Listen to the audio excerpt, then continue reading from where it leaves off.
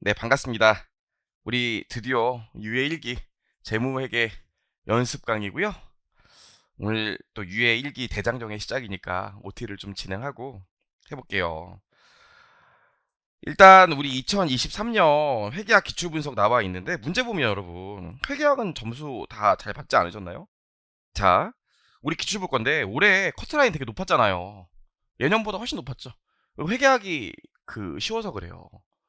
근데 사실 객관적으로 회계학 문제들 같은 경우에 보면 객관적으로는 뭐 마냥 와 정말 너무 쉽다 막 그 정도까지는 아니었는데 사실 올해는 저뿐만 아니라 모든 강사들이 좀 예상 가능한 주제들이 많이 나와서 여러분들이 대비가 됐을 거예요. 그래서 보면 합격한 친구들도 보면 이번에 작년 유예생이죠. 그 작년 유예생이었고 올해 합격한 친구들 보면 회계학 1에서 96점 받은 친구도 있고 막 93점 받은 친구도 있고 80점 받은 친구도 있고 그래요.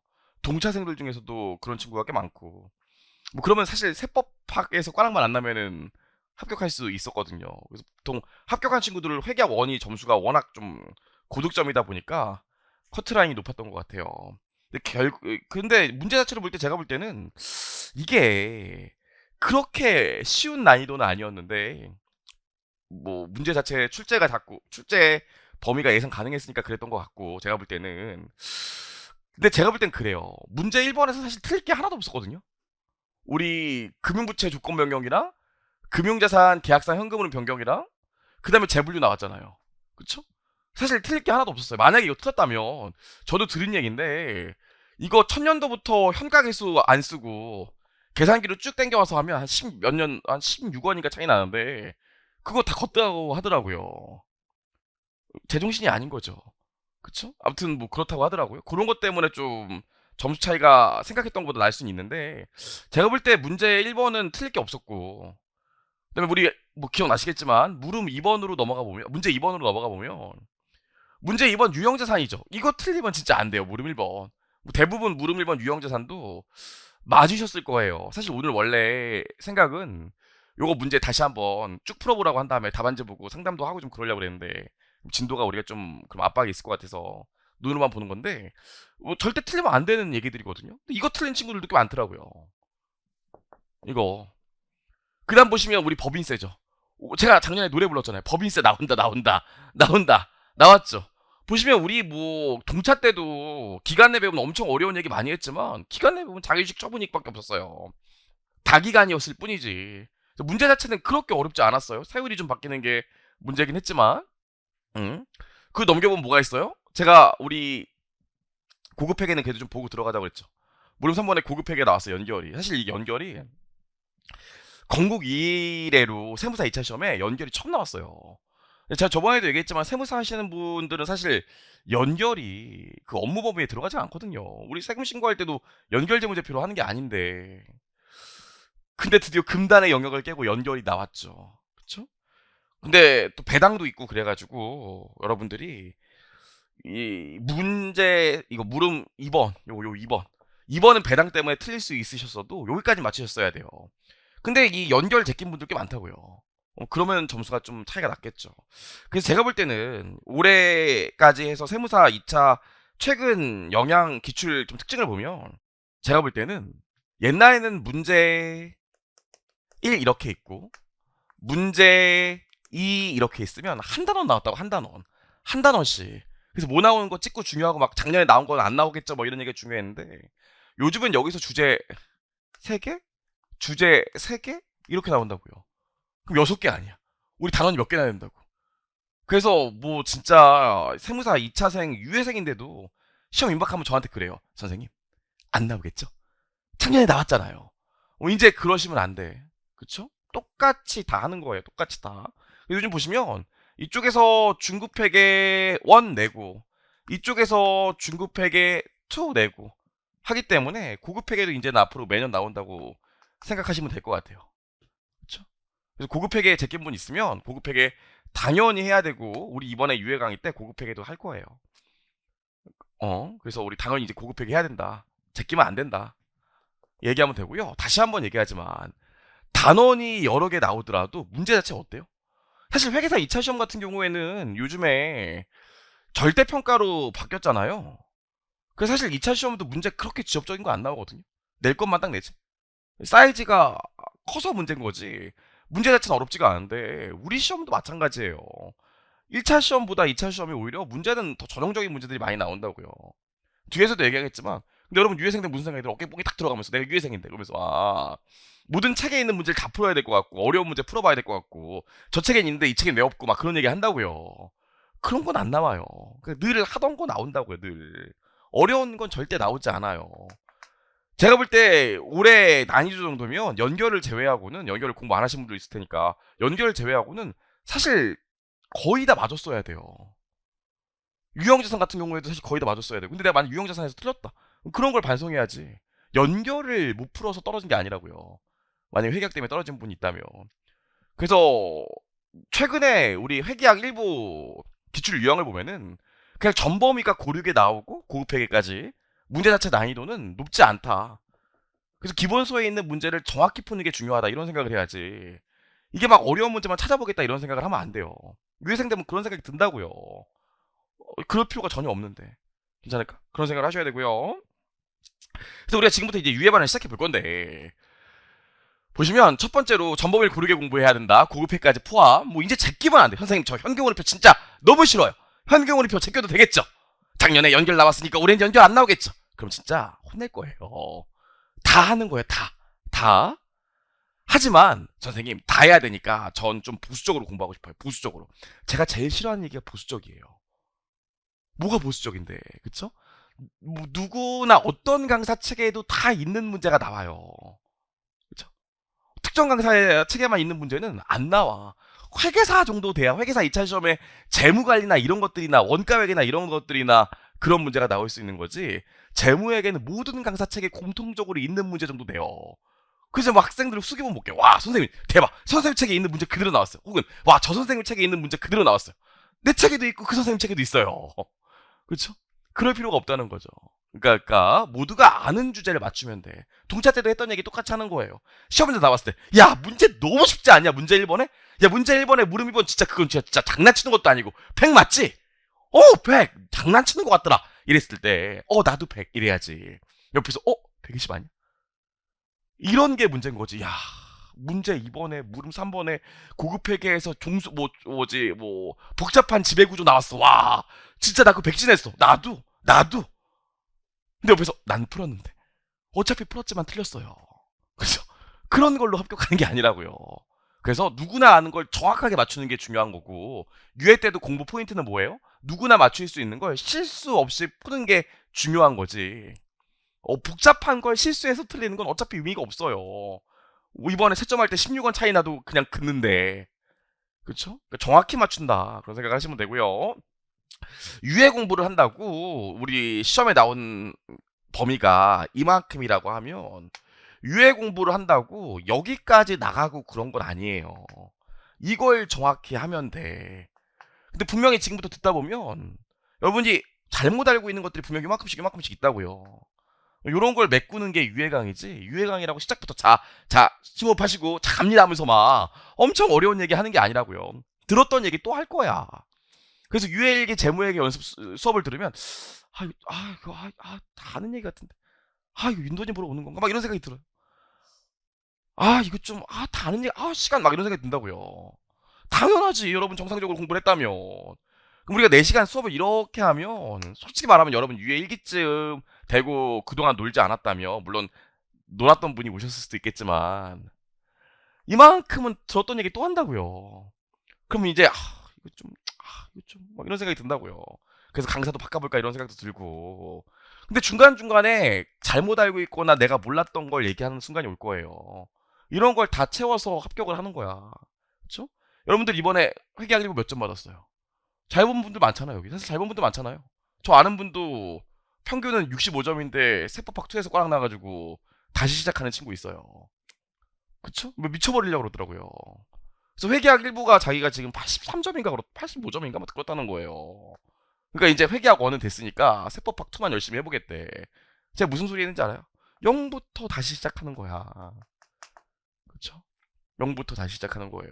여러분들이 대부분 무슨 생각을 하냐면 이번에 연결 때문에 떨어진 것 같은 느낌이 들어. 내가 한 6점 부족했어. 연결 그거 10점짜리만 다 맞았어. 그래서 연결만 또 속된 말로 존나 하고 있다고요. 여기 잘못 알고 있는 건데 이번에 내가 마침 알고 있는 거에서 나와서 그런 거지. 그러니까 이런 얘기 무슨 얘기 하고 싶냐면 각 단원별로 100%를 내가 정확히 한번 다시 한번 이해하고 숙지하는 게 유해 일기지. 이거 하는 시간이 아니에요.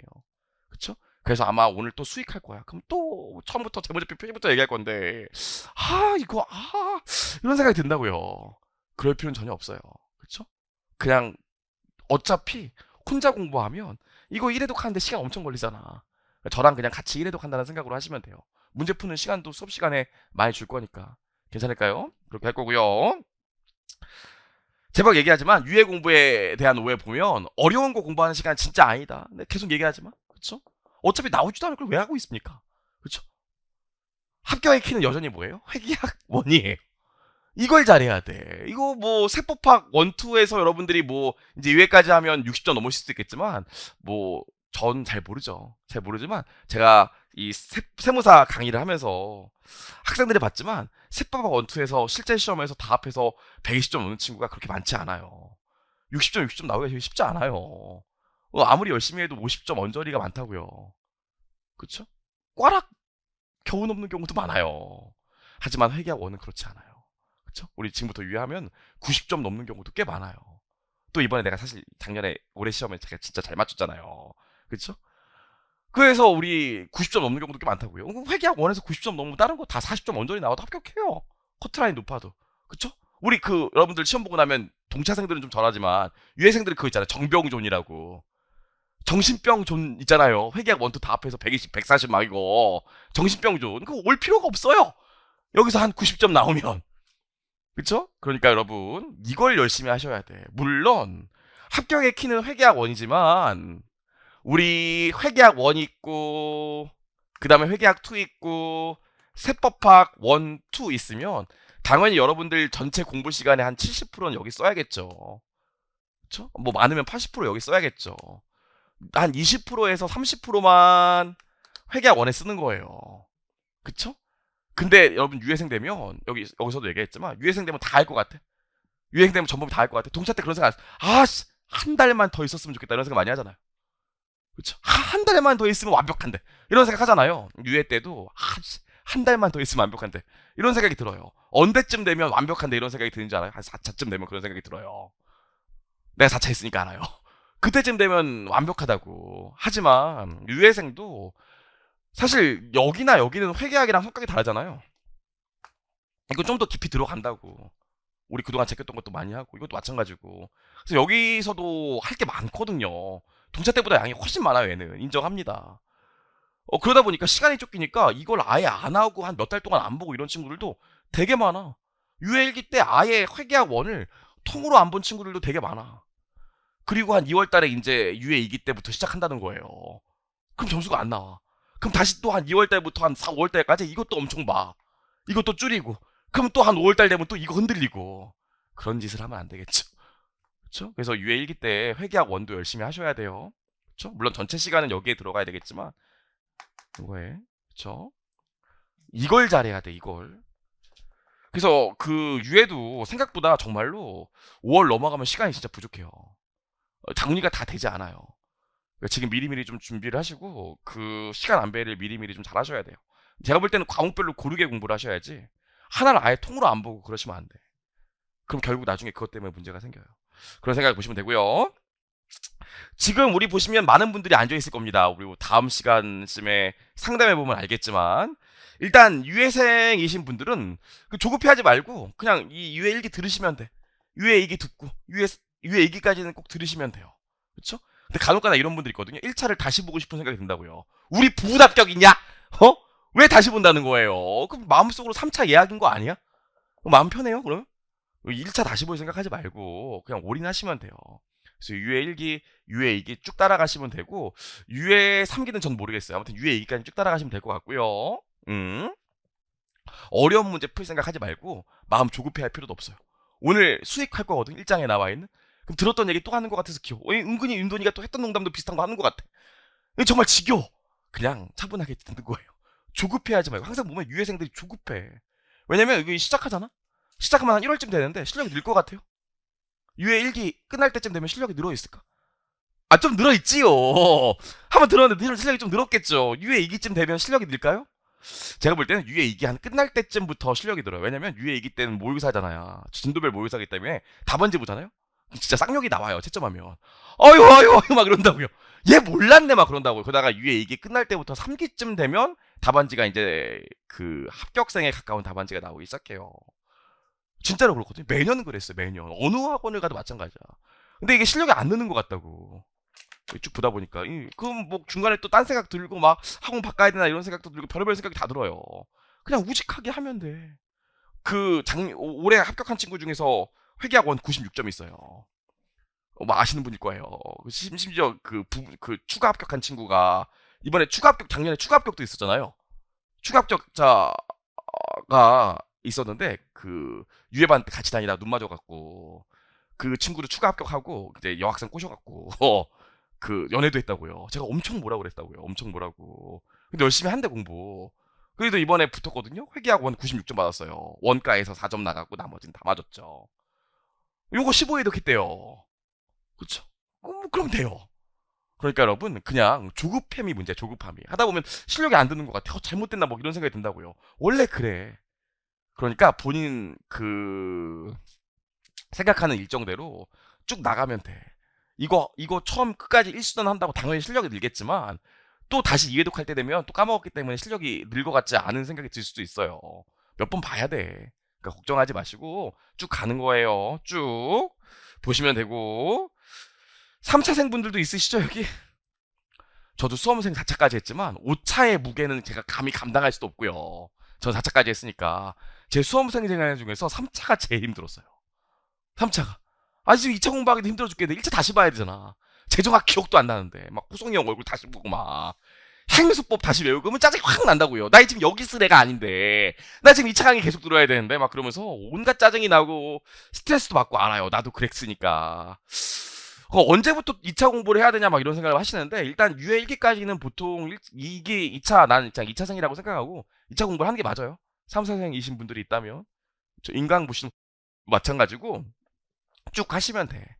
쭉 하시고 나서 이거 유예 1기 끝나고 나면 유예생들 유예 2기 할 때 그때 객관식 문제 좀 풀어보고 재정화 행수법 보시면 돼요. 뭐 사실 이거 풀었으면 재무의 객관식 교재를 또 풀 필요는 없는데 객관식도 시간 조절도 하고 그래야 되니까 그때 우리하고 뭐 최종 정리반이나 아니면 주말주에서 그런 거 하시면서 그때 하시면 돼. 뭐 지금부터 또 괜히 재정학 들고 다니고 그럴 필요는 없어요. 지금은 그냥 2차 생각이다 생각하시고 차분하게 2월까지는 유예 1기 들으시면 돼.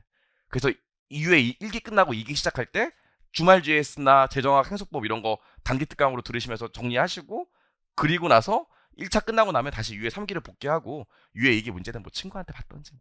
알죠? 뭐 어둠의 경로를 하여튼 그렇게 하시면 되니까 조급해 하실 필요 없어요. 이게 또 마음이 급하고 막 조급하니까 3월 달에도 유예 2기 다 따라가고 막 객관식 공부 대충 하고 막 이런 친구도 있다고요. 그럼 1차가 떨어지는 대형 사고가 터져요. 그러면 안 되니까 정리를 좀 하시면 될 것 같고요. 여기 1차 NC생 분도 계시죠? 그렇죠? 1차 여러 번 떨어져서 객관식 또 듣자니 정말 지겨워서 미칠 것 같고 내용도 다 아는 것 같고 그래서 이 수업 들으시는 분도 분명히 있을 거예요. 그분들도 그냥 2월까지는 유예 1기 수업 들으시면 돼요. 그리고 3월부터 재정학이랑 최종 정리만 들으시면서 따라가시면 돼요. 걱정하지 마시고 요거 들으시면 되고 인강 들으시는 분 중에 기본반 듣고 나서 심화반 들을지 요강의 들을지 동차반 들을지 생각하시는 분도 있을 텐데 동차반은 진짜 그의 시험 나올 것만 딱 가리키거든요. 촉으로. 그러니까 그걸 들으시면 안 되고요. 지금 이제 기본반 끝나고 2차 강의 한번 들어보고 싶으신 분은 심화반 강의도 있는데 심화반은 전체 내용을 다 배우진 않아요. 근데 유해 강의는 이거 다 풀 거거든요. 전체 내용을 처음부터 다 볼 거기 때문에 이게 제일 자세한 강의입니다. 뭐 유해와 강의라고 쉬운 얘기 안 하고 이론 정리 안 하고 그렇진 않아요. 그래서 이 2차 강의를 좀 듣고 싶으신 분은 요거 들으셔도 돼요. 요걸 들으시면 돼. 좋아요. 여기까지 얘기했고요. 우리 유해 일기 집중반입니다. 집중반. 사실 제가 옛날에 회계사 2차 과목 중에는 재무관리라고 있거든요. 제가 재무관리를 좀 어려워했어요. 실제로 재무관리 좀 어렵고. 근데 그때 제가 다른 학원 있을 때 그 수험생 때 그 재무관리 집중반이라는 거 들었거든요. 딱 그 80명만 모집해가지고 지정석으로 해가지고 매 시간 시험 보고 그랬어요. 생각보다 도움이 많이 됐거든요. 근데 우리는 뭐 지정석 하기에는 좀 그렇잖아요. 그쵸? 그러니까 저희도 그래서 집중반으로 할 건데 뭐 할 거냐면 일단 오늘 회계원리 1교시 때는 회계원리 얘기를 좀 할 거예요. 2교시까지 할 수도 있어요. 그래서 회계원리 리뷰부터 고급 회계까지 다 할 거야. 그래서 우리 몇 시간 돼 있어요? 88시간인가? 돼 있잖아요? 택도 없지요? 보강 많이 할 거예요. 개인적으로 한 100시간 정도 생각하고 있어요. 뭐 세무사 지금 2차 지금 재무 얘기를 무슨 100시간이나 해. 100시간 정도 생각하고 있어요. 고급 회계까지 할 거기 때문에 100시간 정도 생각하고 있어요. 할 거고요. 그래서 처음부터 회계 원리부터 고급 회계까지 다 할 거고 이론 선병도 다 할 거야. 선생님 다 아는 내용인데 지겨워요. 지루해요. 그냥 들어요. 그쵸? 분명히 빵꾸 나는 내용들이 있을 거야. 그래서 유해 강의의 가장 큰 목적은 뭐냐면 다 아는 것 같아. 4시간 수업했는데 90%다 아는 내용이야. 다 아는 내용이야. 근데 10% 잘못 알고 있는 게 있었네? 그거 발견해 나가고 가면 되는 거예요. 그런 걸 메워나가는 시간이야. 그쵸? 그러니까 아는 것 같다고 안 듣고 그럴 생각하지 마세요. 그쵸? 그래서 가장 자세한 시간 수업이다 볼 거고요. 우리 다음 시간부터 매 수업 후 퀴즈 볼 거예요. 퀴즈. 2차 문제 한 문제 푼다고 생각하시면 되고 답안지도 쓰고 그럴 거예요. 그래서 답안지 작성지도 제가 뭐 요 정도 인원이면 조금 늦게 가면 할 수 있어요. 답안지도 보고 할 거니까 답안지를 좀 잘 써야 돼요. 우리 이번에도 그 어떤 학생이 리뷰 달았지만 그 재무회계 같은 경우엔 답만 봐요, 답만. 계산 과정 예쁘게 쓰고 그럴 필요도 없어요. 그렇죠? 저번에 우리 동차 때부터 얘기했지만 어차피 답안지 펼치면 이렇게 되잖아. 이렇게. 2장으로 딱 이렇게 나오잖아요. 그럼 여기 답만 쓰고 여기 뭐만 쓰면 돼? 그냥 여기 풀면 돼요. 이게 계산 근거 아니야? 계산 근거 보지도 않을 텐데 뭐. 아무튼 그래서 답안지 좀 예쁘게 쓰는 것도 얘기하고 점수 관리 별거 아니고요. 제가 그냥 지나가면서 얼굴 보고 이름 보고 점수 보고 이럴 거예요. 뭐 이 정도 인원이면 다 기억할 수 있으니까 뭐 충분히 늘었는지 안 늘었는지 이 사람이 떨어지고 있는지 공부 안 다 알아요. 제가 뭐 1대1로 코멘트 할 거니까 하시면 될 것 같고요. 우리 선생님 저 부득이하게 몇 번 빠질 것 같아요. 퀴즈 본 거는 제 카페에 올려놓을 거니까 카페에 가셔서 아마 수업하고 나면 그날 오후까지는 제가 보통 올려요. 카페에 바로 올라갈 거니까 여기서 보시면 돼요. 그냥 저 찾아와가지고 문제 달라고 그럴 필요 없어요. 네이버에 정현돈의 하이엔드 재무회계 치면 나옵니다. 그렇죠? 이렇게 하시면 될 것 같고요. 집중방학 교재는 재무회계 연습 24년인데 이거 심판 나왔거든요. 이거 보시면 이번에 오타도 되게 많이 잡았고 분계도 거의 다 써놨고 그림도 많이 그려놨어요. 그래서 풀이는 좀 많이 업그레이드 개선이 됐어요. 그럴 거고요. 문제도 너무 지엽적인 문제가 많다고 그러는 친구들이 있어서 그런 거 다 빼버렸어요. 그쵸? 레벨 조정도 좀 많이 했습니다. 레벨 4가 아닌데 레벨 4라고 생각해서 어렵다고 생각하는 친구들이 있어갖고 문제 전체적으로 레벨 1부터 5까지 있는 거 레벨도 조정했고요. 너무 어려운 건 제가 유해라고 마크를 빡 찍었어요. 근데 우리 무슨 반이야? 유해반이잖아. 그러니까 다 풀 거예요.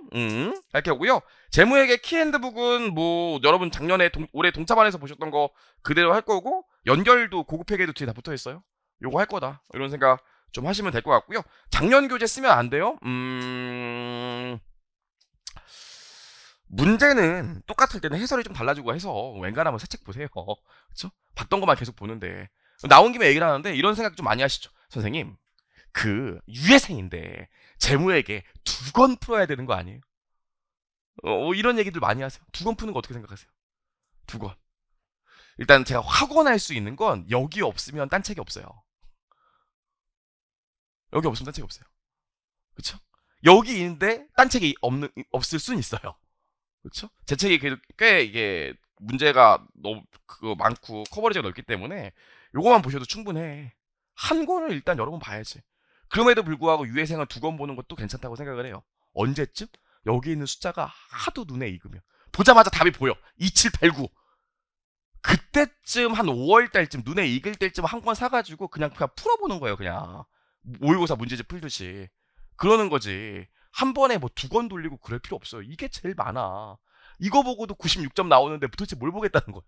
그쵸? 요거 보시면 돼요.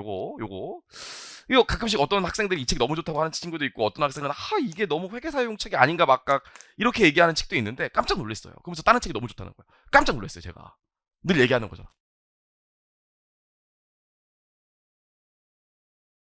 그런 생각을 한다고요. 그쵸? 그러니까 그냥 이거 집중해서 보시고 이 숫자가 익을 때쯤 5월달쯤 한 권 더 보시면 돼요. 아시겠죠? 걱정하지 마시고 오타도 거의 없어요. 가끔씩 저한테 오타인가요? 이렇게 물어보시는데 나 자신을 돌아보시면 돼요. 이제는 오타가 거의 없어요. 여기까지 봤고요. 당부의 말씀인데 여러분, 제가 잔소리를 기본 강의 때 좀 많이 하고 유예 1기 때 좀 많이 해요. 여러분들이 심적으로 좀 힘들고 그럴 때니까 몇 가지 얘기를 좀 해볼 건데, 첫 번째로 유예 기간은 12월부터 2월까지 유예 1기가 제일 중요해요. 12월 달에 노는 친구들도 많고 스테이트로 그냥 일요일까지 노는 친구들도 많은데, 유예 1기 때 열심히 안 하면 유예 2기랑 3기는 당연히 드롭이에요. 생각을 해봐. 유예 2기 진도별 모의고사야. 딱 와서 수업 들으려고 딱 하고 있는데 갑자기 시험지를 막 나눠줘. 유예 2기 때부터 풀어. 그럼 갑자기 집에 가래. 그 다음날 보면 막 강평 하는데 막 올라가 있고 그렇다고요. 강평 잘 오지도 않아. 저도 오지 말고 그냥 인강 보라고 해요. 유예 2기 때부터는 뭐 우리가 꼭 만날 필요가 있을까? 너무 많이 만나 막 이런다고요. 근데 난 풀었어. 근데 채점했더니 한 10점 나와. 봤더니 1등은 재무액 60점 만점이잖아요. 60점이야. 나 저 밑에 있어, 점수가. 그럼 이게 나오기가 싫어요. 그리고 강사가 문제가 안 좋은 것 같은데 막 이런 생각이 든다고요. 그럼 어차피 못 따라간다고, 어차피. 그래서 실제로 유예생들 중에서 가장 실패하는 경우가 뭐냐면, 진짜로 유예생 중에서 5월 달에 1차 시험 끝나면 그때부터 시작하는 친구들도 많아. 농담 같지. 그래서 유예생인데 동차반 들어와서 수업 듣는 친구들도 많아요. 그때부터 공부한다고. 왜 그런 줄 알아요? 그 친구들이 게으르고 공부 안 해서 그런 게 아니라 이때 안 하니까 도저히 유예 2기 때부터는 따라갈 수가 없거든. 진도는 또 계속 밀리는 것 같고. 그래서 그냥 멍 때리고 있다가 여기 5월 달부터 시작하는 친구들 많아요. 그럼 바로 3차 예약이에요. 여기 뭐 3차생 분들도 있겠지만 이런 얘기 그렇지만 이 수업의 가장 큰 목표는 3차 안 되게 하는 거예요. 그렇죠? 3차가 진짜 힘들어. 비교할 수 없이 만큼 힘들어요. 5차는 얘기 아예 하지도 않을게요. 3차가 진짜 힘들어. 3차 하면 안 돼. 유예 때부터 해야 돼. 그래서 우리 12월부터 2월까지가 제일 중요하기 때문에 이때 빡세게 공부하셔야 돼. 이때 크리스마스도 있으니까 설렁설렁 해야지. 미팅도 좀 해야지. 요즘도 미팅 하나요? 소개팅도 한번 몇 판 해봐야지. 막 이러면 안 돼요. 그렇죠? 이때 열심히 합격해. 유예 1기 때 열심히 한 순서대로 합격한다고 생각하시면 돼요. 그래서 이제 시즌이 시작됐으니까 놀지 말고 지금부터 열심히 하셔야 돼요. 열심히 하면 당연히 빡세요. 할 게 많기 때문에. 이때 열심히 하셔야 되고, 두 번째로 그 수험생 생활 중에서 뭐 유예가 여러분은 1차를 안 보니까 편하다고 하지만 이 정신적으로 스트레스가 많아요. 이거 떨어지면 1차 다시 봐야 된다는 것 때문에 힘들다고. 그래서 웬간하면 여러분 좀 옆에 말똥 많은 친구들도 좀 있고 그렇게 해서 친구들이랑 같이 공부하면 되지. 너무 막 혼자 이렇게 하면 좀 쉽지 않아요. 그렇죠? 저도 옛날에 군대 제대하고 6개월 만에 1차 붙었다고 그랬잖아요.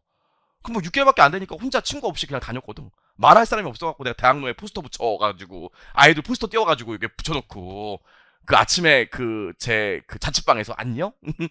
오늘도 똑같은 옷을 입었네. 나도 갈게 막 하고 그랬다고요. 그래도 버틸 수 있지만 이거 유예 이거 1년이야 1년. 거의 1년이잖아요.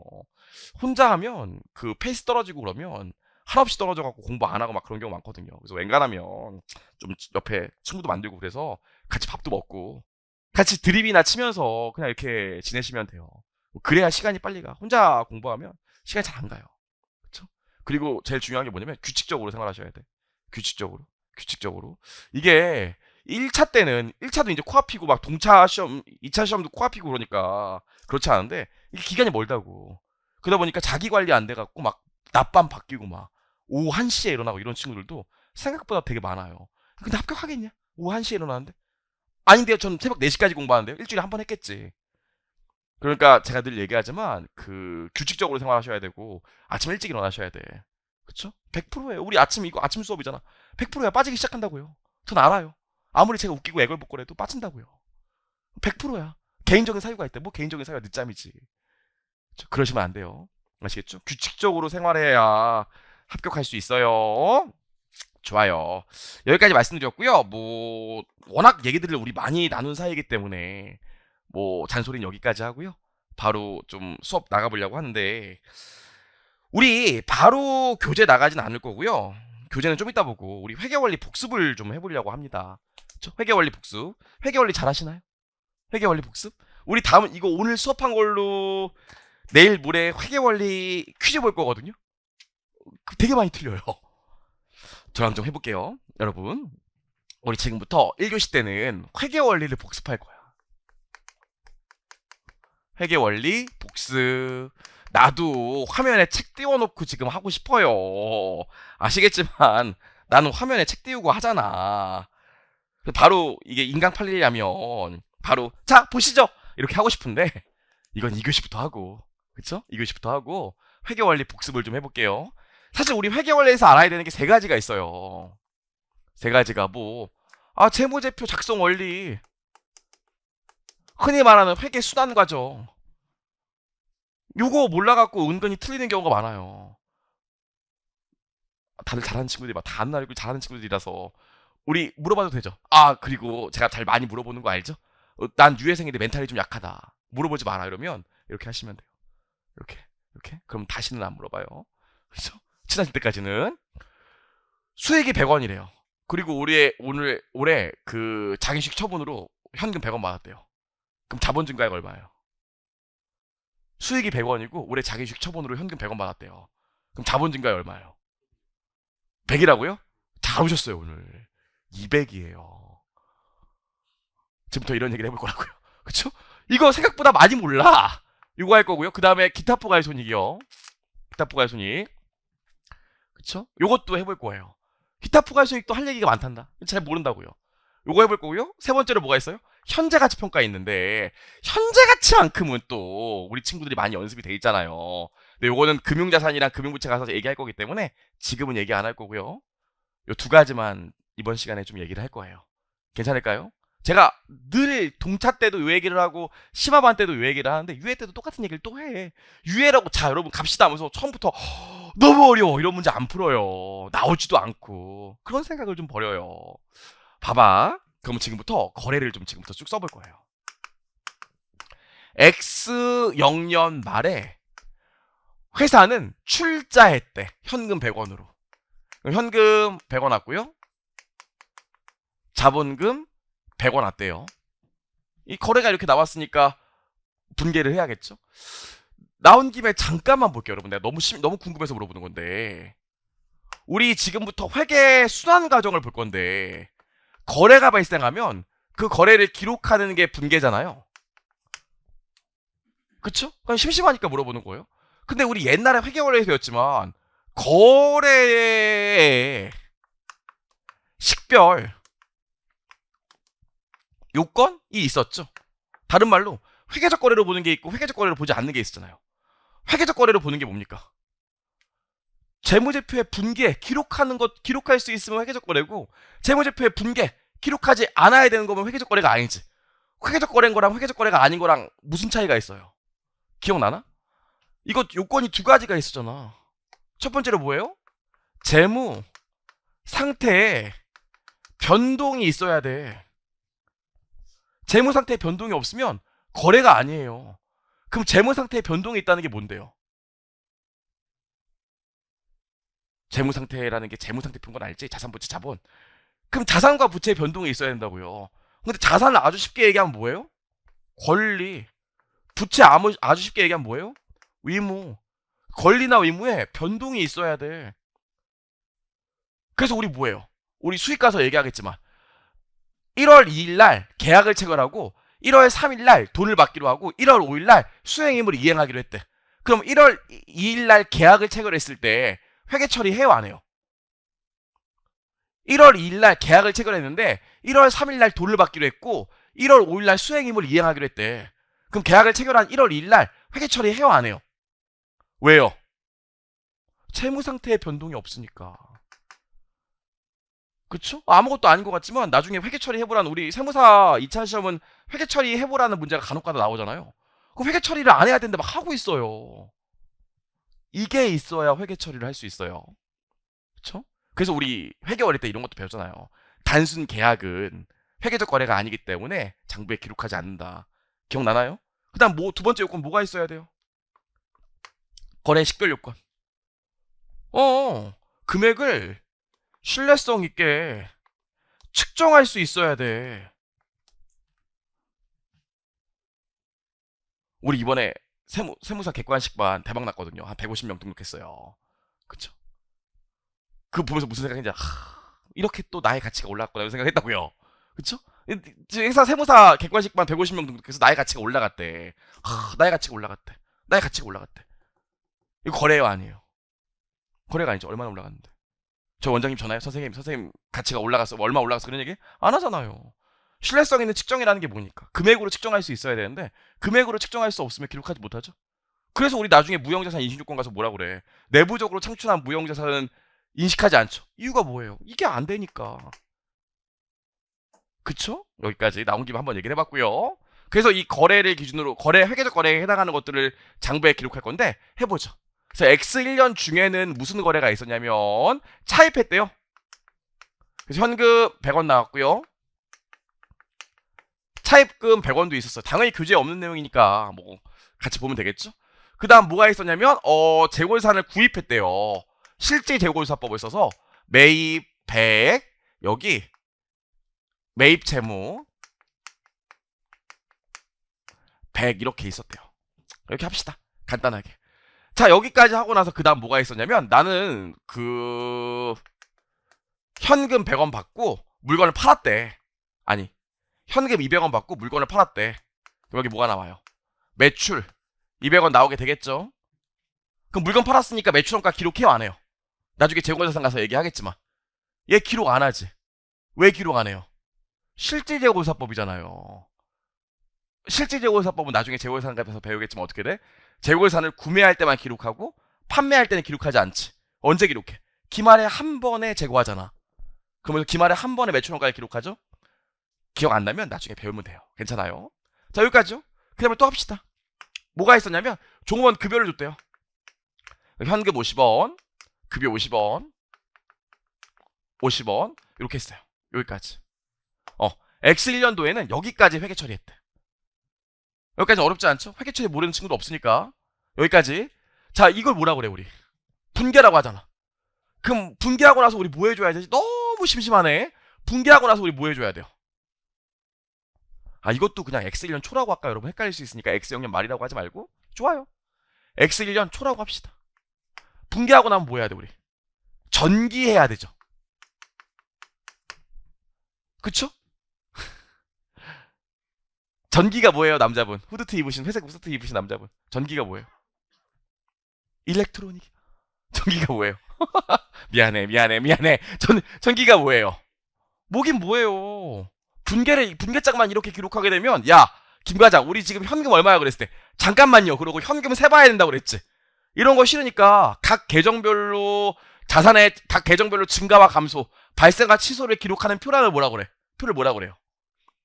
각 계정별로 증가와 감소, 발생과 취소를 기록하는 표를 뭐라 그래요? 그걸 원장이라고 그래요. 계정 원장. 그 계정 원장들이 다 모여져 있는 걸 뭐라 그래? 총 계정 원장이라고 그러지. 그 총 계정 원장을 우리 쉽게 뭐라 그래? T 계정이라고 하잖아요. 기억나? 그래서 전기가 뭐예요? 계정별로 T 계정 작성하는 게 전기지. 그쵸? 간혹가다 문제에서 총 계정 원장이 뭐다 뭐 이런 얘기 나올 때 있어요. 그럼 총 계정 원장 나오면 뭐라고 생각하면 돼? 그냥 T 계정이라고 생각하시면 돼요. 그럼 지금부터 계정별로 T 계정을 그려볼게요. 현금의 T 계정을 그려볼게요. 현금 자산이잖아. 한번 해보는 거예요. 그쵸? 진짜 0부터 100까지 가는 거야. 나 선생님, 나 이번에 동차 때 회계학 1 80점 맞았어요. 20점만 채우고 싶어서 왔는데 이거 별론데? 아니야, 0부터 다시 시작해야 돼. 올해 봤던 그 주제가 또 나오는 게 아닌데. 그럼 봐봐요. 현금의 자산의 T 계정을 그리면 우리 증가는 어디 기록해야 돼? 자산의 T 계정을 그리면 증가는 자산 T 계정에 어디 기록해야 돼? 차변에 기록해야 돼? 대변에 기록해야 돼? 오른쪽은 좀 그렇죠. 우리가 그래도 유예생인데 오른쪽 왼쪽은 좀 그렇지 않아? 차변에 기록하겠지. 왜 자산의 증가는 차변에 기록해요? 왜 자산의 증가는 차변에 기록해요? 자산이 차변 항목이니까. 그럼 여기 자산 증가했으니까 100원 쓰죠? 얘 때문에 100원 증가했으니까. 여기 뭐라고 써? 여기 현금 쓰면 너무 웃기지 않아? T 계정 이름도 현금인데 여기도 현금 써. 그럼 너무 웃기지 않아? 그래서 뭘 쓴다고 그랬어요? 뭘 쓴다고 그랬어? 반대쪽에 있는 계정을 쓴다고 그랬지? 자본금? 그쵸? 그럼 이거 읽으면 어떻게 돼? 현금이 차변에 그렇게 쓰니까 현금이 100원 증가했는데 이유가 자본금 때문이구나. 괜찮죠? 한 번은 하셔야 돼. 그 다음 어떻게 돼? 현금이 또 100원 늘었지. 이유가 뭐야? 차입금 때문에. 이게 전기죠? 그쵸? 분계를 기록하는데 자산이 증가하면 차변에, 자산이 감소하면 대변에 기록하고 기재할 때는 반대쪽에 있는 계정을 써줘야 된다. 그래서 우리 지금 뭐 했어요? 요거 했고, 좀 지루하지만 다 해볼 거야. 현금이 또 200원 증가했어. 그럼 이유가 뭐야? 매출 때문이야. 써요. 다 해볼 거예요. 여기까지. 그 다음 뭐예요? 현금이 50원 감소했어. 이유가 뭐야? 급여 때문이에요. 이렇게 지울 거예요. 이거 뭐야? 이게 전기예요. 이걸 기중이 하는 거야, 기말이 하는 거야? 전기는 기중이 하는 거예요, 기말이 하는 거야? 너무 삭막하네. 우리 이따 커피라도 마실까요? 커피라도 한 잔씩 돌릴까? 그쵸? 싫어요. 자, 볼게요. 이 기중에 하는 거야. 기중에 거래가 있으면 분기하고 전기까지는 기중에 같이 한다고. 괜찮을까요? 여기까지 하고 나서 이제 그 다음 또 뭐 해줘야 돼? 자산 계정은. 와, 대박. 끝이죠? 없어요? 매입이라는 계정도 쓸까? 나도 알아. 매입은 임시 계정이지만 아무튼 일단 차변 항목이잖아요. 그러니까 그냥 여기다 씁시다. 여기 뭐라고 쓰면 돼? 매입이라는 계정이 100원 늘었는데 이유가 뭐예요? 매입 채무 때문이죠. 여기 쓰면 되겠죠? 써보는 거야 한번. 자, 그럼 자산은 다 한 것 같아. 물론 매입도 자산이라고 보긴 좀 그렇지만 썼고요. 그 다음에 이제 뭐 해줘야 돼? 부채 계정. 차입금 해볼까요? 차입금 봤더니 차입금이 늘었어. 부채는 증가를 어디다 써요? 차변에 써요, 대변에 써요? 대변에 쓰지. 왜냐면 부채가 부채는 대변 항목이니까. 그럼 여기 뭐라고 써요? 100원 기재하고. 여기 뭐라고 써? 여기 뭐라고? 현금 써요. 그럼 읽으면 어떻게 돼? 차입금이 100원 증가했는데 대변에 왔으니까 이유가 뭐라고? 현금으로. 지루하겠지만 한번 해봅시다, 여러분. 아이고, 제가 여러분 오랜만에 만난 반가운 친구들 얼마나 많은데 지금 농담도 하고 그러고 싶죠. 제가 또 저번 주에 사이판 6박 갔다 왔거든요. 하고 싶은 얘기가 많아요. 하지만 그 분위기 보면서 해야지. 그렇죠? 매입 채무도 부채지? 그러니까 여기 뭐가 와? 매입 채무가 증가했으니까 부채의 증가는 대변에 기록하고 못 써요? 매입. 그쵸? 그럼 이게 어떻게 돼? 봐. 이게 유예생 중에 또 이런 분 있다고요. 회계 기초가 부족하다고 회계원리부터 다시 시작한대. 그리고 2장에 회계원리는 생략하고 3장에 재무제표부터 시작하는 친구들 있어요. 이걸 모르는 건데 한 번만 해봅시다. 한 번만. 매입 채무까지 봤고요. 어머, 부채도 다 했네? 그럼 자본도 해야겠네? 그럼 여기 어떻게 돼? 자본급 있고요. 잘 봐. 하고 싶은 얘기가 있으니까. 그럼 여기 얼마 와? 자본도 대변 항목이니까 여기 오고 이후 여기 뭐? 현금 써주시면 되겠지. 어렵지 않다. 이렇게 다 썼다. 자, 여기까지 하고 난 뭐 남아있어요? 매출과 급여만 남아있죠? 나 봐. 그럼 여기 매출 씁시다. 매출. 수익은 어디다 써줘요? 매출 여기 어디다 써줘요? 대변에 써줘? 차변에 써줘? 수익은 대변 항목이니까 대변에 쓰겠지. 여기 뭐라고 써요? 반대쪽 계정 써야 되니까 현금. 그럼 이거 보면 뭐 할 수 있어요? 현금 매출이 100원 있었구나. 200원 있었구나. 알 수 있겠지. 여러분, 우리 아시겠지만 자산부채 자본은 증가 감소로 표기하고 수익과 비용을 뭘로 표기해? 발생과 취소예요. 증가 감소가 아니지. 자, 매출했고요. 마지막으로 급여. 아우, 급여. 여기 뭐 나옵니까? 급여. 현금 50원 나오게 되겠지. 비용은 차변 항목이니까 차변했으니까요. 자, 여기까지 했어요. 여기까지. 그럼 나랑 잠깐만 보자. 여기까지 해서 우리 지금 기중에 거래하고 분기하고 전기하거든. 1월 1일부터 회계기간이 12월 30일까지면 12월 30일까지 여기까지만 한다고요. 그럼 12월 30일이 드디어 됐어. 12월 30일 우리가 뭐라고 그래요? 1월 1일부터 12월 30일까지 보고기간이라고 한다면 12월 30일 뭐라고 그래? 여러 가지 얘기가 있죠. 재무제표일, 보고기간 종료일, 그리고 뭐가 있어요? 하나 더 있는데 결산일. 이제 결산해야 될 거 아닙니까? 재무제표 공표되는 날이 뭐 한 2월달이라고, 여기 2월이라고 할게요. 그럼 재무제표 공표하는 날을 우리가 뭐라고 그래? 재무제표 공표하는 날을 뭐라고 그래요? 재무제표 발행 승인일이라고 하죠. 그래서 문제에서 재무제표 공표일이라고 얘기 안 하잖아. 발행 승인일이 언제다 그러잖아요. 그래서 요 사이에 발생하는 사건을 우리가 뭐라고 부르지?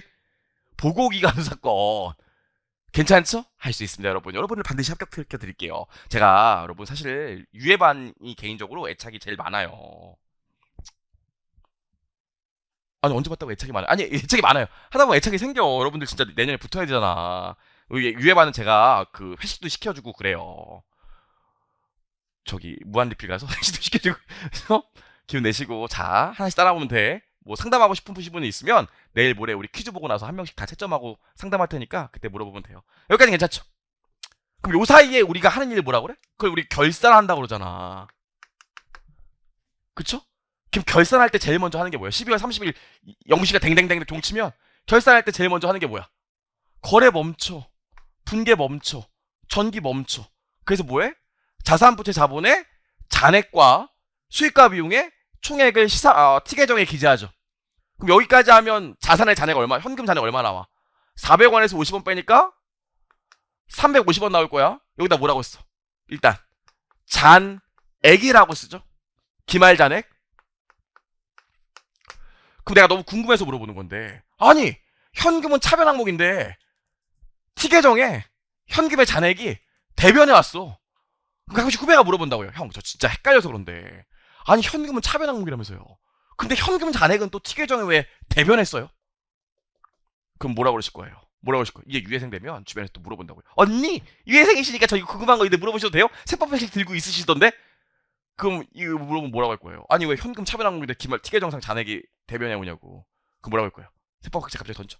저도 그냥 샀어요. 사는 김에. 저도 일체생입니다. 그래요? 왜 여기 와? 후배가 물어볼 거 아니야. 나중에 유해생쯤 되면 이제 후배들이 막 물어본다고. 거기서 자신있게 얘기해줘야지. 말끝을 흐리고 그러면 후배가 나를 보는 눈빛이 개심치레하고 좀 이상하다고요. 뭐라고 얘기할 거예요? 야, 현금은 지금 현재 350원이 차변에 있어. 분계장 봐봐. 분계장 상으로 이쪽에 현금이 이만큼 있고 이쪽에 빠져나왔기 때문에 분계장 상으로 현금은 지금 여전히 대변에 있어. 차변에 있어. 그럼에도 불구하고 T계정 상으로 대차를 맞춰서 잔액을 보여주려니까 여기 쓴 것뿐이지 현금은 여기 있어도 원래 차변에 계속 있다고. 이렇게 얘기해야겠죠? 괜찮을까? 그 다음에 매입 어떻게 돼요 지금? 굳이 쓰자면 기말 잔액 100원 오겠지? 차입금은 어떻게 돼? 기말 잔액 100원 오겠지. 지금 나랑 이거 보고 이해했으면 회계원리 또 안 봐도 되는데 뭐 기초가 부족하다고 회계원리 틀어놓고 이거 안 보고 딴 거 보고 있죠 또. 여기까지. 수익 여기도 어떻게 돼? 기말 잔액으로 100원 오겠지? 그럼 얘도 마찬가지야. 차입금, 매입 채무, 자본금은 대변 항목이기 때문에 대변에 와야 될 것 같은데 T계정상 잔액이 다 이쪽에 온다고. 후배가 물어보면 뭐라고 그래야 돼? 원래 분계장엔 지금 대변에 있어. T계정 대차를 맞춰서 잔액을 보여주려고 하다 보니까 반대쪽에 있는 거지. 얘야. 이렇게 얘기하면 돼요. 그럼 수익은 어떻게 돼? 여기 그냥 기말. 기말이 아니죠. 올해 총액으로 200원 급여. 올해 총액으로 50원 이렇게 나오게 되겠지. 괜찮을까요? 자, 여기까지 하고 뭐 해야 되지? 여기서부터 하고 싶은 얘기야. 여기서부터 하고 싶은 얘기. 여기까지 하고 나서 우리 뭐해요? 뭐해요? 시산표 만들잖아. 그쵸? 회계사는 2차 시험에 시산표가 꽤 많이 나왔거든요. 아직 세무사는 한 번도 안 나왔어요. 우리도 한 번은 나올 거야. 현금흐름표 문제가 나오면 시산표가 당연히 나와요. 이게 옛날과 다른 게 옛날에는 진짜 문제 하나에 단어 한 개씩 나왔기 때문에 한 번 내고 나면 몇 년은 안 나왔다고. 근데 요즘은 트렌드가 어떻게 된다고? 한 문제에 4단원씩 나오기 때문에 6단원 나오기 때문에 작년에 나왔어도 또 나올 수 있고 작년에 안 나오고 재작년에 나왔으면 올해 또 나올 수 있어요. 좋아하는 주제들이 많거든. 요즘 회계사, 세무사 2차 시험에서 좋아하는 주제 뭐예요? 현금흐름표. 속된 말로 존나 많이 났잖아요. 현금흐름표. 그쵸? 작년에 쉬었잖아. 올해 쉬었잖아. 또 나올 수 있어요. 그럼 현금흐름표 문제 어렵게 나오면 시산표를 기본적으로 준다고. 시산표 주는 경우가 많아. 시산표를 이해 못해갖고 틀리는 경우가 많기 때문에 시산표 아셔야 돼요. 내가 이미 미리 다음 시간에 내년에 시험 나올 거 얘기해줄까? 제가 생각해봤는데 내년에 수익, 재고자산, 지분법 일단 여기까지는 확실한 것 같아요. 수익, 재고자산, 지분법. 네가 어떻게 알고? 수익, 재고자산, 지분법. 세 개는 확실해요. 세 개는 나오면 영상 나중에 나오면 꼭 얘기해줘야 돼.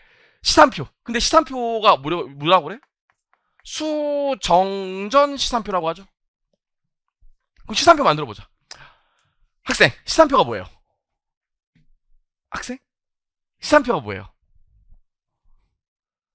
그쵸? 이것들 다 모은 거 잘하셨어요. 자산부채 수익과 비용의 잔액과 총액을 그냥 다 기재한 표죠. 회계 등식에 따라. 그래서 우리 여기까지 하고 나면 이제 수정전 시산표 트라이얼 밸런스를 그려볼 건데, 그려봅시다. 그럼 시산표상 어떻게 돼? 자산은 여기, 비용은 여기, 부채 자본 여기, 수익 여기 오게 되죠? 괜찮을까? 그럼 어떻게 돼? 현금 잔액이 350원 오게 되겠지? 그럼 회계원일 때 배우면 또 그래. 아니, 티계정상으로 잔액이 대변에 있었는데 시산표엔 왜 차변에 와요? 후배가 그러면 또 뭐라고 하실 거예요? 야, 분계장상으로는 현금 잔액이 지금 차변에 있다니까. 그쵸? 이렇게 얘기하겠죠? 그 다음 여기 뭐 있습니까? 매입으로 100 이렇게 나오고, 그 다음 여기 차입금 100, 매입 채무 100, 그 다음 여기 뭐가 나와? 자본금 100 이렇게 나오고, 여기 뭐 나와? 매출 200, 그 다음에 직원 급여로 50 나와요. 시산표에서 제일 중요한 특징이 뭐예요? 기억 안 나시겠지만 회계원리 배울 때 제일 먼저 배우는 게 뭐지? 회계 등식이죠. 회계 등식이 뭐예요? 자산 더하기 비용은 부채 더하기 자본 더하기 수익의 합계와 일치한다. 요 회계 등식을 표로 보여준 게 시산표야. 그럼 시산표에서 제일 중요한 건 뭐예요? 시산표에서 제일 중요한 건 대차가 맞아야 돼. 이게 제일 중요한 거잖아요. 그럼 이거 합치면 어떻게 돼요? 합치면 이거 이러고 다음 시간에 퀴즈 보면 깜짝 놀래요. 문제 어려워서 500원, 여기도 500원. 대차 맞았네. 아, 잘했다. 그쵸? 여기까지 해봤어요. 나 봐. 여기까지 하고 나면 수정전 시산표는 문제가 있지. 어떤 문제가 있어요? 일반적으로 수정전 시산표는 현금 기준에 따라 작성된 게 맞기 때문에 발생 기준이 반영이 안 돼 있지. 오류가 있을 수도 있지. 그리고 뭐도 있을 수 있어요? 자산부채를 평가해야 되는데 자산부채를 평가 안 했을 수도 있지. 그래서 수정전 시산표까지 끄는 다음에 결산 과정에서 그 다음에 뭐 해줘요? 수정전 시산표 끄는 다음에 그 다음에 결산 과정에서 뭐 해줘? 잘하셨어요. 결산, 수정, 분계 끊잖아. 그럼 이 결산, 수정, 분계는 사실 세 가지가 있어요. 결산, 수정, 분계 첫 번째는 뭡니까? 기중에는 귀찮으니까 현금 기준으로 끊어놨다고, 분계를. 근데 기말에 뭐 해줘야 돼요? 발생 기준으로 돌려줘야 될 거 아니야. 현금 기준이 뭐예요? 현금의 유입과 유출이 있을 때 장부에 기록하는 게 현금 기준이죠. 발생 기준은 뭐예요? 권리나 의무의 변동이 있으면, 다른 말로 재무 상태의 변동이 있으면 기록하는 게 발생 기준이잖아요. 그쵸? 발생 기준의 가장 대표적인 예 한 가지만 얘기해 보세요. 뭡니까? 미수이자 있지. 내가 돈을 지금 빌려줬으면 돈 받을 권리가 생겼는데 아직 안 받았대. 돈 받을 권리가 쭉 생겨나고 있기 때문에 요거에 대해서 미수이자 잡고 이자씩 잡아야 될 거 아닙니까? 또 뭐도 있어요. 미지급 이자도 있지. 미지급 이자 같은 경우 어떻게 돼? 돈을 빌렸대. 근데 원금이랑 이자는 나중에 갚기로 했대. 한 방에. 그럼 이자 비용 내야 될 의무가 계속 쌓이고 있을 거 아닙니까? 그쵸? 근데 그거 언제 회계 처리해? 편의상 기말에 한 번 하잖아. 어차피 재무제표는 1월 1일부터 12월 30일까지 한 번만 만들 건데. 뭐도 있어요, 그 다음에. 감가상각비요. 감가상각비도 매순간 자산을 사용하면서 자산이 날잖아. 매순간 감가상각비가 발생하는데 그것도 편의상 기말에 한 번만 회계 처리하지. 그쵸? 그게 이것들의 예예요. 그래서 여러분 아셔야 되는 게 결산수정분계는 언제 끊는 거예요? 결산수정분계 언제 끊는 거예요? 잘 오셨어요. 결산수정분계는 실제로 요거 분계를 끊는 행위 자체는 요때 하지. 근데 며칠자로 끊어? 12월 31일자로 끊잖아요. 요때 결산하는 과정에서 결산수정분계를 끊지만 결산수정분계 자체가 분계장에 들어가는 일자는 12월 31일이잖아. 그쵸? 이때 끊잖아요. 그럼 나 봐봐. 결산수정분계 하는 것들이 가장 대표적인 게 말씀 얘기했던 것처럼 미수이자도 있고 미지급 이자 비용도 있고 그 다음에 감가상각비도 있는데 이 결산수정분계 되는 얘네들은 원래 1월 1일부터 12월 31일까지인데 12월 31일자로 그냥 끊는다고. 왜? 매순간 발생하고 있지만 귀찮아서. 어차피 재무제표 한 번만 만들 건데. 그러면은 매순간 발생하고 있는 걸 편의상 요때 끊는다고요. 그쵸? 그래서 만약에 유형자산 같은 경우에 7월 1일 날 처분한대. 제일 먼저 해줘야 되는 게 뭐야? 1월 1일부터 6월 30일까지 감가상각비 잡아줘야겠지? 7월 1일 날 사채를 상환했대. 제일 먼저 해줘야 되는 게 뭐예요? 1월 1일부터 6월 30일까지 이자 비용 잡아주는 거예요. 이거 왜 해줘야 돼? 원래 이 순간에 감가상각비 이자 비용이 계속 발생하고 있어. 근데 결산 수정 분기로 편의상 이때 끊기 때문에 그래요. 그쵸? 그러니까 당연히 매 순간 자라나고 있는 걸 원래 이때 기록하려고 했는데 이때 없어진다니까 당연히 이때 나머지 거 기록해줘야지. 당연한 얘기 아니겠습니까? 괜찮을까요? 우리 회계 변경 배웠지? 회계 변경에서 회계 추정의 변경을 보면 감가상각비의 내용 연수가 5년에서 4년으로 바뀌었대. 봐봐. 이 시점에 잔여 내용 연수가 4년에서 5년으로 바뀌었대. 이 시점에 잔여 내용 연수가. 해당 연도가 X1년이야. 그럼 X1년도에 감가상각비는 몇 년으로 해야 돼요?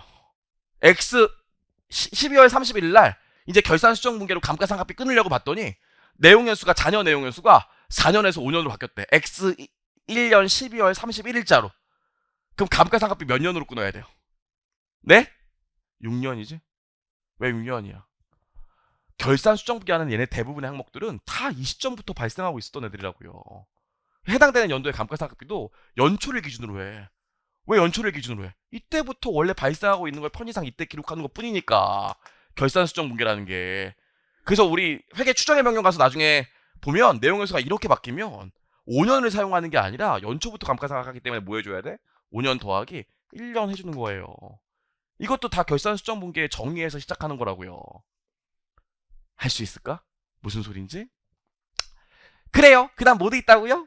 결산 수정 분기에 보면 우류 수정도 있어요. 그쵸? 회사 잘못한 거 이때 수정하잖아요. 그 다음 뭐고 있어요? 자산과 부채의 평가도 이때 하죠. 12월 30일 평가하지. 우리가 언제 6월 30일 날 해요. 그쵸? 그래서 이 세 가지를 보통 하는 게 결산 수정 분기입니다. 그럼 봐봐. 여기까지 했으니까. 너무 심심하니까 해봅시다. 아이고 힘드시겠지만 우리 힘을 내고요. 여러분. 제가 사이판 갔다 왔다고 했잖아요. 좀 집중력이 떨어질 것 같으니까 1분만 딴 얘기하면 휴양지 같은데 보면 뭐 몰디브가 제일 좋죠. 근데 몰디브는 신혼여행 때 가는 거니까 논외로 하고 그 다음에 하와이가 있잖아요. 하와이 밑에 보급형으로 괌이 있고 보급형으로 사이판이 있어요. 하와이는 사실 여기 가는 비용이랑 여기 가는 비용이랑 거의 한 4배 차이 나요. 그러니까 일단 논외로 하고 그쵸? 괌이랑 사이판이 있으면 어디가 더 잘 살까요?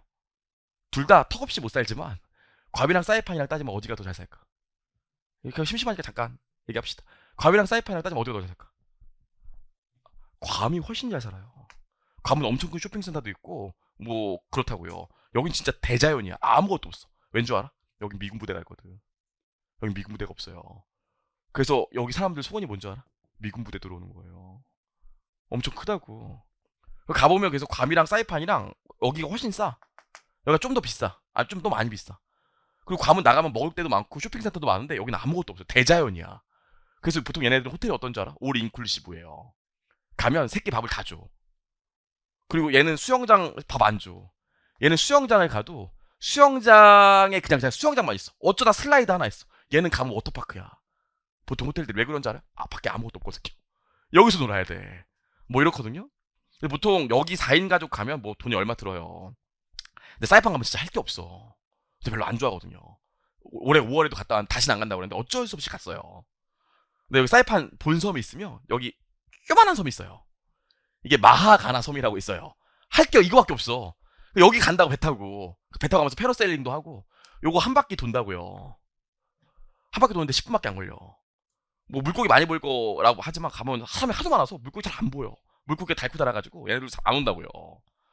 근데 이번에 가본 건데 사이판 옆에 사이판이랑 똑같은 크기의 섬이 있어요. 비행기 타고 이렇게 가면 이 섬이 먼저 보이거든. 그럼 이게 사이판이니까 그래. 근데 사이판 치고는 너무 아무것도 없어.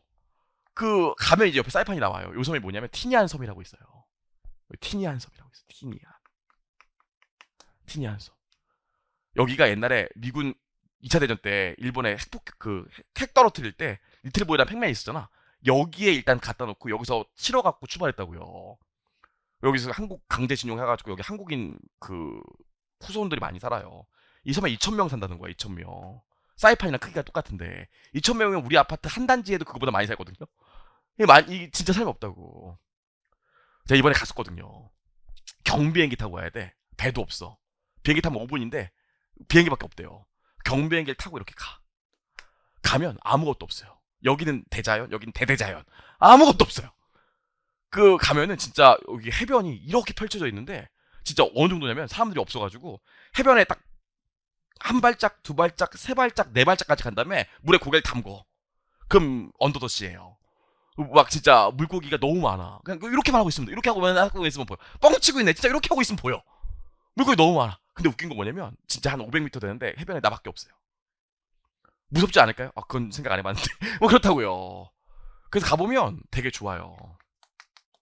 나중에 혹시 사이판 가시게 되면 여기 한번 가보면 좋아요. 진짜 뭐 왕의 빛이라고 막 있는데 가면 아무도 없어. 진짜 섬 하나를 통째로 빌린 느낌 약간 들어요. 그렇거든요. 대자연을 느낄 수 있어요. 그러면 사람들이 마하가나 가지 티냐는 왜 안 갈까? 마하가나 가는 데는 $5면 되지만 티냥 가는 데는 140만 원 들어요. 그래서 그렇거든요. 그쵸? 하지만 여러분이 세무사 되시면 그쵸? 가실 수 있어요. 그쵸? 좀만 기운을 냅시다. 그쵸? 그쵸? 유해 공부하다 보면 진짜 힘들어. 내가 이거 왜 하나 이런 생각도 들고 떨어질 것 같기도 하고 막 불안하고 그렇다고요. 그래서 은근히 감정의 롤러코스터를 유해생 때 처음 느껴요. 그러다 3차생 되면 더 느껴요. 죽고 싶다. 4차생 되면 이제 자유관했기 때문에 편안하게 가요. 그쵸? 여러분 유해 때 멘탈 잡기가 되게 쉽지가 않아. 하루 종일 공부한다고. 그리고 유해 1기 끝나고 나면 수업도 매일 없어. 일주일에 한 번 와서 그냥 모의고사 보고 딱 끝이라고요. 되게 오히려 더 힘들거든요. 그때 여러분 저도 수험 기간을 2차를 4번 봤지만 내가 빨리 시험 붙어갖고 하고 싶은 것들 적어놓고 내가 시험 돼서 뭐하고 막 이런 생각을 해보면 조금 도움이 돼요. 많이는 아니다. 조금 도움이 돼요. 조금. 그쵸? 좀만 기운을 냅시다. 그쵸? 자, 그럼 이제 결산수정 공개해 볼 건데 우리 이거 보니까 결산수정 공개할 게 사람이라면 몇 개는 있을 것 같아요. 이거 보면 결산수정 공개할 게 몇 개는 있을 것 같은데 사람이라면 몇 개 있을 것 같아요? 뭐? 2개? 뭐랑 뭐요? 3개? 뭐? 답안지에 그렇게 쓸 거냐고. 2개죠. 첫 번째로 뭐 있어요? 우리 나중에 배우겠지만 이게 실질재고조사법이라며. 우리 나중에 재고조사 가서 얘기하겠지만 수정전 시산표에 매입이 있으면 실질재고조사법이야. 다 팔렸다며. 그럼 매출원가로 가야지. 그쵸? 그래서 우리 결산수정공개를 뭐 해줘야 돼? 매입 지우고 매출원가로 가는 수정공개 끊어줘야 돼요. 그리고 뭐 해줘야 돼? 차입금에서 이자가 발생했겠지. 안 그래요? 그럼 봐봐. 결산수정공개를 끊어봤더니 이렇게 나오네.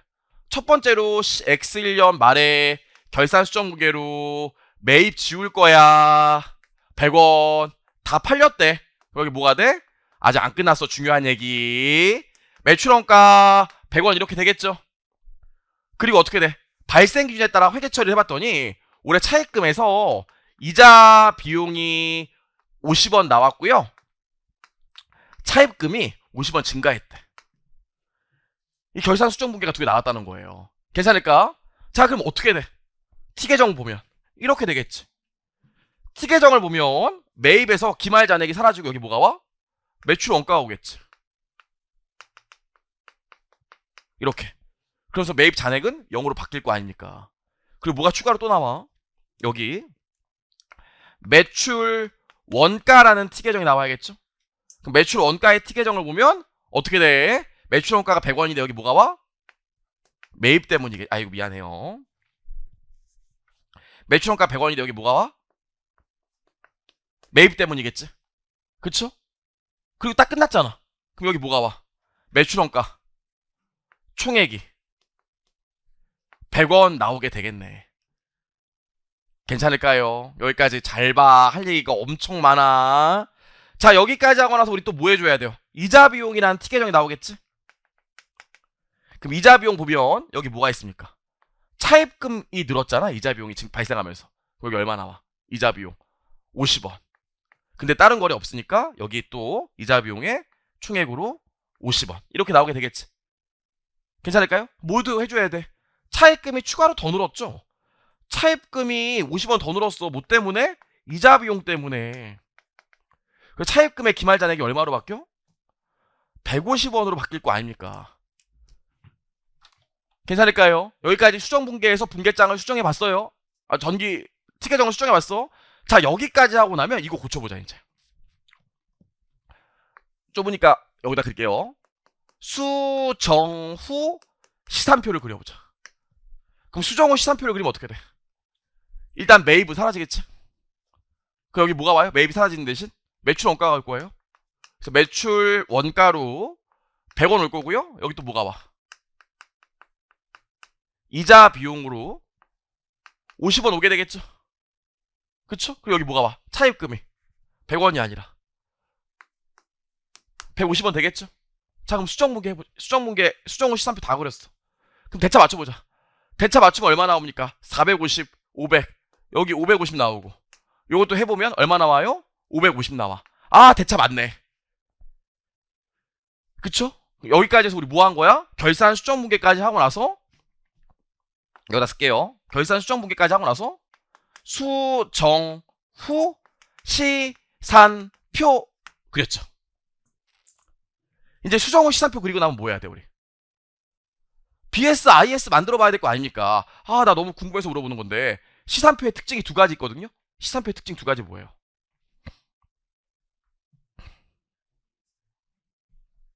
눈이 왜 이렇게 빨개요? 그 아픔 왜 했어? 지금 유일기 첫날에 첫 시간에 1강에 지금 요즘은 제가 이렇게 이러면은 알아서 무음 처리가 되더라고요. 아우 정말 우리 해커스 너무 좋아요. 시수 시산표의 특징 두 가지가 뭐예요? 잘하셨어요. 첫 번째는 대차가 맞아야 된다는 거. 두 번째는 뭐야? 만약에 여기 시산표상에 이익잉여금이 있다고 한번 해봅시다. 이익잉여금이 있으면 시산표상의 이익잉여금에는 올해 당기순이익이 들어가 있을까 안 들어가 있을까? 진짜 중요한 얘기야. 시산표상의 이익잉여금에는 올해 이익잉여금이 안 들어가 있어요. 자, 쪼개보자 이제. 쪼개보자. 그럼 재무상태표를 그려보면 이렇게 되겠지? 현금 350원, 차입금 150원, 매입채무 100원 나올 거고요. 자본금 100원 나오겠지. 아니 어떻게 이럴 수가 있지? 350 봅시다. 200. 아, 6대. 아이. 이러면 당기순이익 빵이잖아.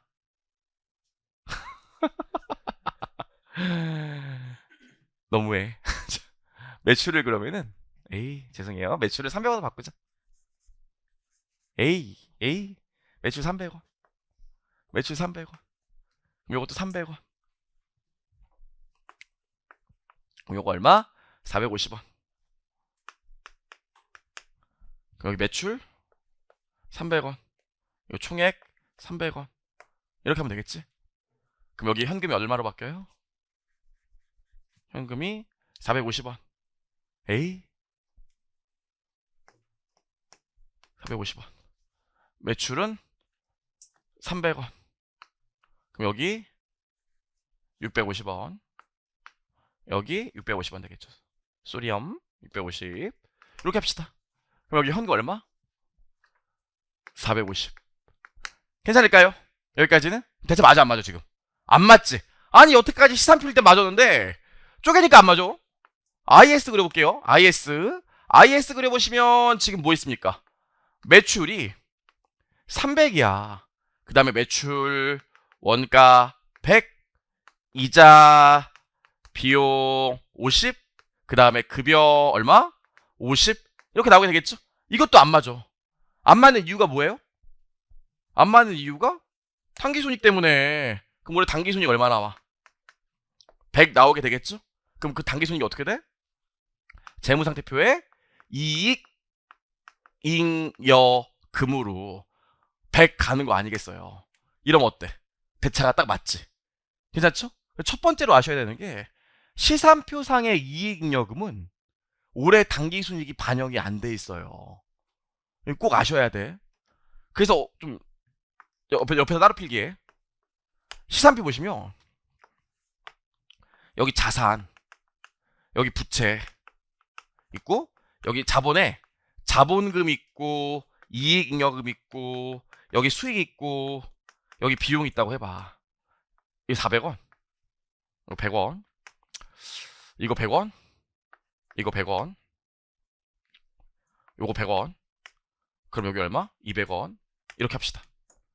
자, 이렇게 해결할 때 나왔던 문제인데 올해 재무상태표에 기록될 자본 총액은 얼마예요? 자본 총액 얼마일까요? 네, 맞아요. 뭐라고요? 올해 기말에 재무상태표에 기록할 자본은 얼마예요? 제가 지금 이게 원래 렌즈 끼는데 안경 옛날 거라 가지고 좀 안 보여요. 얼굴 표정이 좀 안 보여. 올해 재무상태표에 기록될 자본 얼마야? 여러분, 200? 올해 재무상태표에 기록될 자본은 이만큼이 자본이야. 왠 줄 알아? 이거 찢으면 재무상태표에 이렇게 들어가겠지. 근데 어차피 손익계산서에는 수익과 비용이 200원, 100원 들어가니까 당기순이익이 100원 남겠지. 그 100원이 어디 들어가? 이익잉여금으로 들어갈 거라고. 그래서 재무상태표상의 자본 합계는 올해 자본금 시산표상에 있는 자본금이랑 이익잉여금만 들어가는 게 아니라 수익에서 비용을 뺀 당기순이익까지 고려해야 자본의 합계가 돼. 괜찮아? 문제에서 이렇게도 물어볼 수 있어요. 재무상태표상의 이익잉여금이 얼마냐? 이건 대학교 때 중간고사 회계원리 문제인데 재무상태표에 들어갈 이익잉여금의 금액은 얼마냐 그러면 이게 재무상태표에 들어갈 이익잉여금이 돼. 어차피 수익과 비용은 당기순이익이 되고 그게 이익잉여금으로 갈 거기 때문에 괜찮을까? 그래서 우리 시험에 아까도 내가 물어봤지만 자본 총계에 미친 영향이 얼마냐 물어보는 문제가 나오면 자본만 계산하는 친구들이 있다고. 수익과 비용은 빼. 대표적인 문제가 뭐야? 전환사채 기준에 전환했대. 전환사채로 인해서 자본 총계에 미친 영향이 얼마냐 물어봐. 그럼 전환사채 기준에 전환했으니까 증가한 자본금이랑 주발주만 계산하고 있다고. 모두 있어요? 기준에 전환했으면 발생한 이자 비용도 있겠지. 걔도 기말에 좀 이따 보겠지만 집합손익을 타고 이익잉여금으로 가기 때문에 자본 총계에 영향을 미쳐요. 그래서 문제에서 자본 총계에 미친 영향이 얼마냐 물어보면 당연히 수익과 비용도 고려해야 돼. 그게 다 회계할 때 배운 여기서 파생되는 얘기라고요. 괜찮을까? 그래서 이 얘기 아무것도 아닌 것 같지만 진짜 중요해. 나중에 가서 진짜 1년에 한 5명씩은 저한테 물어봐. 자본 총계에 미친 영향만 물어봤는데 수익과 비용 왜 고려하니? 그럼 제가 진짜 할 얘기가 없어요. 할 수 있을까? 그럼 여러분 여기까지 하면 다시 하면 이게 여기로 간다며. 이게 여기로 가는 행위가 뭐예요? 이게 여기로 가는 행위를 여기로 보내는 행위를 뭐라고 해? 이걸 뭐라고 그래? 이걸 여기로 보내는 행위를 이걸 장부의 마감이라고 해요. 장부의 마감이 뭐야? 당기순이익을 이익잉여금 바꾸는 행위를 장부의 마감이라고 그래요? 오, 시간 되게 오래됐네. 미안해요. 5분만 더 끝낼게요. 장부의 마감이라는 게 뭐예요? 아니 눈싸움을 하자는 게 아니잖아. 얘들아, 나이키 모자 쓰신 분 장부의 마감이 뭐예요? 본인이 옛날에 배웠던 기억을 생각해 보시면 중요해. 그쵸? 바로 계산 문제 푼다고 실력이 느는 게 아니니까. 장부의 마감이 뭐예요? 수익과 비용은 0으로 만들고 자산과 부채 기말 잔액은 다음 연도 기초로 보내는 행위가 장부의 마감이에요. 그렇죠? 이게 장부의 마감이라며. 이게 뭐 하는 건데 수익과 비용을 다 0으로 만들어서 재무상태표상에 이익잉여금으로 보내는 게 장부의 마감이야. 그럼 분계장상으로 지금 보시면 올해 분계장에 이렇게 돼 있지. 그럼 지금 수익과 비용이 뭐 있어요? 매출, 급여, 그 다음에 매출원가, 이자 비용이 수익과 비용 아니야? 장부의 마감 행위가 어떻게 되죠? 회계처리가 이렇게 되죠? 매출 지워 얼마로? 300. 그러면서 뭐가 와? 보자기. 집합손익으로 300원 오죠? 집합손익이 뭐야? 보자기를 펼쳐서 여기 안에 수익과 비용을 다 모은다고 그랬죠. 그럼 이렇게 하는 순간 분계장에서 수익이 사라지잖아. 그 다음에 여기 어떻게 돼요? 급여 50. 그 다음에 여기 매출 원가 100, 그 다음에 여기 이자 비용 50, 반대쪽에 못 써요. 집합손익으로 50, 100, 50 이렇게 써주지. 이렇게 하는 순간 어떻게 돼? 분계장에서 비용이 다 사라졌잖아. 그럼 장부에 마감 분계를 하면 분계장에서 수익과 비용 다 사라진다고요. 분계장에서 지워졌잖아 지금 반대쪽에 쓰니까. 내가 너무 심심해서 그런데 자산과 부채는 반대쪽에 기재해요 안 해요? 장부 마감해 안 해? 자산과 부채는 장부 마감 분계를 안 해. 어차피 분계장에 이렇게 쭉 나열하면 이렇게 계산해서 잔액이 나와 있는 걸 여기서 그냥 계속 이어 쓰는 거예요. 자산과 부채는 장부 마감 분계가 없지. 어차피 자산과 부채는 계속 쌓이는 잔액 개념이니까. 그럼 여기까지 하면 지금 집합손익 얼마 남아있어요? 100원 남아있지. 그럼 이제 보자기도 접어서 다시 넣어야 될 거 아니야. 좁은데 미안해요. 좁으니까 여기다 쓸게요. 그래서 마무리를 뭐해? 집합손익 100원 치우고 여기 뭐야? 이익 이익여금으로 100원 쓰지. 뭐 더 정확하게는 미처분 이익여금이겠지만 이렇게 하면 어떻게 돼? 집합손익도 지워지잖아. 그럼 이 장부 마감 분계를 하면 어떻게 돼요? 수익과 비용은 다 사라지고 집합손익도 잠깐 생겼다 사라지고 다 어디 갔어?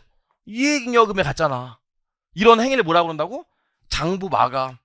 수익과 비용을 0으로 만들고 자산과 부채는 그냥 가만히 놔두고. 그쵸? 그래서 앞으로 무슨 말 많이 써요? 결국에 야 수익과 비용이 기말에 집합손익을 타고 이익잉여금으로 가니까 자본총계에 영향을 미치겠지 라고 얘기할 거라고요. 그쵸? 그때 집합손익을 타고라는 말이 무슨 말인지 알아들으셔야겠지. 예전에 아주 쌍팔년도에는 당기손익에 대한 회계처리를 해보라고 그랬어요. 그럼 당기손익에 대한 회계처리가 뭔지 알아? 이게 당기손익에 대한 회계처리야.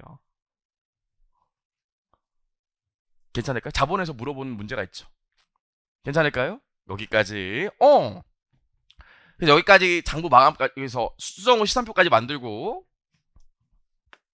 재무상태표와 손익계산서 만든 다음에 그 다음부 장부에 마감까지 하면 1년의 결산 과정이 다 끝나게 되죠. 그래서 기중에 거래 분계 전개하고 기말에 수정전 시산표 만들고 결산 수정 분계하고 수정후 시산표 만들고 BS/IS 그린 다음에 장부에 마감까지 하는 이 과정을 뭐라고 그래? 요걸 회계의 순환 과정이라고 하죠. 그쵸? 아무것도 아닌 것 같지만 굉장히 중요해. 한 번은 다시 한번 리마인드 해야 돼요. 그래서 난 유예생 됐으니까 기초가 부족한 것 같으니까 회계 원리부터 다시 하고 싶다 이런 생각 하시는 분이 있다면 됐고 여기까지만 하시면 돼요. 이게 회계 원리에서 여러분이 꼭 알아야 되는 내용이에요. 좋아.